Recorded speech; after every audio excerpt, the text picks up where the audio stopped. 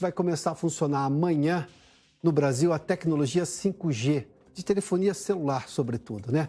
A primeira cidade a receber o sinal será a capital federal, Brasília. Para discutir esse assunto, nós vamos conversar agora com o nosso comentarista de tecnologia, Carlos Aros.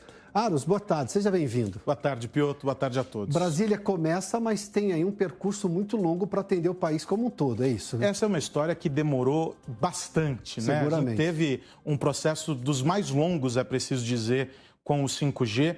Primeiro por alguns entraves de ordem burocrática e depois de ordem técnica. Esses de ordem técnica bastante complexos, porque há uma interferência gerada pela frequência na qual opera o 5G, que afeta, por exemplo, as parabólicas. E nós temos um número considerável de antenas parabólicas pelo Brasil. Parte da nossa audiência nos acompanha pelo sinal da parabólica, de modo que, para que essa frequência do 5G seja disponibilizada nessas regiões do país, é preciso que uma espécie de filtro seja implantado para que as frequências não se misturem e um sinal acabe por não prejudicar o outro. Basicamente, é isso. Sintetizando muito a complexidade técnica, é isso. Então, essa foi uma demora, foi um entrave importante, para além da questão da disponibilização das faixas de frequência, etc. E agora, Brasília começa por uma razão simples. Brasília tem uma necessidade menor do que outras cidades, do que outras capitais, para esses filtros e para a demanda desses equipamentos, e, portanto, a Anatel fez a liberação, o grupo que faz a análise técnica disso, fez a liberação para que Brasília comece com essa disponibilização do sinal, ainda não na totalidade, mas para uma porção da população. Felipe, tem uma tela aqui, não tem? Vamos lá, só para mostrar qual é a situação hoje. Para você ter uma ideia, essa é a cobertura 4G, aqui ainda vigora no país. Brasília, por exemplo, tem uma cobertura de 4G de 99,63%. Estão falando em população, tá? E são as pessoas alcançadas nessa cidade. Para você ter uma ideia, São Paulo vem logo depois, com 98,52%, Rio, Goiás, Rio Grande do Sul, Pará, Maranhão e Piauí. Mas a gente tem 2G funcionando no país. A gente ainda tem o 2G em uma porção muito menor, a gente tem o 3G ainda ativo e há uma razão para isso, são frequências específicas e a gente entende a utilização desses sinais não só sob a perspectiva do nosso uso na rede móvel pelo celular, mas também porque há necessidades específicas. A indústria usa alguns desses sinais, a gente tem ainda algumas aplicações desses sinais e, portanto, eles não desaparecerão. O 4G ainda é muito importante. Eu separei esses dados aqui da Anatel para mostrar a penetração. A gente reclama bastante. E se a gente for considerar a distância de Brasília para o Piauí, é uma distância considerável de cobertura da população, que significa que ainda há espaço para avançar em algumas regiões com o 4G, melhorar a condição de infraestrutura para que o 4G chegue e aí só depois o 5G. O que vai acabar acontecendo, a gente sabe, é muitas vezes um salto. A gente vai eliminar esse avanço do 4G e pular para o 5G por razões específicas. O 5G traz muitas vantagens, inclusive de ordem econômica. Ele é mais econômico, consome menos energia, mais sustentável, e aí, por isso, esse interesse.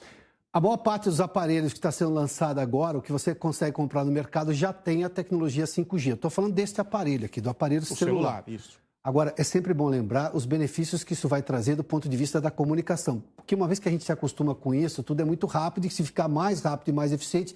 Mas não é só a rapidez, eu tenho uma série de ganhos, né, Aros? Muitos. A velocidade, claro, é o mais notável deles, mas há vários aspectos que precisam ser ressaltados. O 5G é uma tecnologia viabilizadora, ou seja, a partir dela a gente consegue desenvolver outras plataformas tecnológicas. Entre elas, a inteligência artificial, a automação. A gente vê nos filmes a história dos carros autônomos, os computadores aí que processam dados muito rapidamente, a nossa interação com essas máquinas. Para que isso ocorra, é preciso que a gente tenha uma velocidade maior no tráfego dos dados. E o 5G proporciona isso. Fazendo aqui uma metáfora para a gente entender essa diferença, imagine a mesma quantidade de veículos percorrendo uma pista, uma rodovia, com 2 faixas apenas e essa mesma quantidade de veículos percorrendo uma rodovia com 5 faixas. Qual é a fluidez desse tráfego? É muito melhor. De modo que o 5G permite isso. Ele permite muito mais conexões simultâneas na torre. A gente hoje percebe isso quando estamos no estádio de futebol, por exemplo. Você está lá, o estádio lotado, você quer fazer publicações ou fazer ligações, etc. E quando você olha, não tem sinal no seu celular. Isso ocorre por quê? Porque a gente tem uma concentração muito grande de pessoas em uma mesma região buscando a mesma célula de telefonia lá na torre. e ela esgota, ela encontra um limite de conexões. O 5G amplia esse limite sobremaneira, fazendo com que esse congestionamento não ocorra. Para além disso, essa rodovia que permite que os dados trafeguem, ela é maior. Não há interrupção, os dados eles vão numa velocidade muito grande.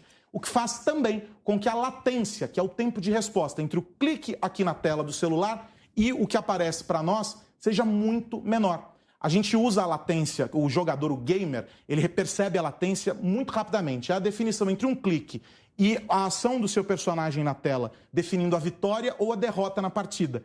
Essa é a latência, é a velocidade do tráfego de resposta, o tempo de resposta. Então o 5G traz esses instrumentos. Quando a gente pensa na aplicação do 5G para as grandes cidades, a gente está falando sobre cidades inteligentes, então a gente está falando sobre uma melhor gestão dos dados, um planejamento do ponto de vista de mobilidade, não só com os carros autônomos, mas com os carros que têm os outros 4 níveis de automação. Né? A automação ela tem 5 níveis, o último deles é o totalmente independente da ação humana. As 4 etapas anteriores dependem também de conexão mais rápida. O 5G permitirá isso e esses carros já são fabricados. Então, há uma série de benefícios que o 5G traz.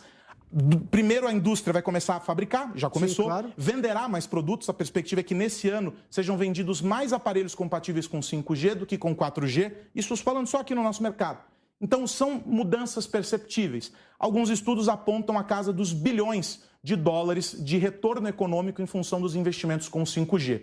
O agronegócio e a indústria, para além do nosso entretenimento com os filmes, sim, claro. No metrô, por exemplo, que será possível sem travar, a indústria e o agronegócio são os 2 setores mais beneficiados. E o Brasil, a gente sabe, o agronegócio aqui é uma parte importante do nosso PIB, de modo que o 5G vai potencializar algo que já é um resultado incrível para nós. Aruz, obrigado pela gentileza, viu?